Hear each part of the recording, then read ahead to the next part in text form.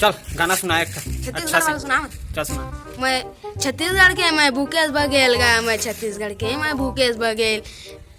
ओला मैं का ये छत्तीसगढ़ के भूपेश बघेल है, लेकिन गाना गायबा नहीं आया। तय सुना एक गाना।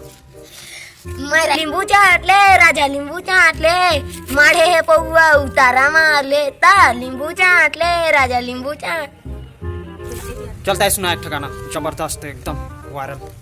ये स्कूल में आता है बीड़ी पिए ना, ये ठेला में आता है बीड़ी फूके ना, ये स्कूल में आता है बीड़ी पिए ना। वाह वाह इसका लगा तालियां तालियां तालियां तालियां वाह वाह।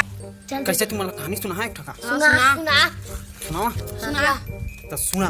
जबरदस्त कुकरी और कुकरा कहानी। कुकरा जब ना भूगा ना तब कुकुर मन भागे साला, इतना जोर से भागा कुकुर आके झन पूछा ना रे। हाँ बताना। बताना था कुकुर है भूखा है तो कुकरी भाग जाए, और कुकुर है भूखा है तो कुकरी भागे। मतलब दोनों में एक जब भूखते रहे भू भू भू भू भू भू भू। इतना भूखा है दोनों। कुकरा तो की भूखा है कुकुर कुकुर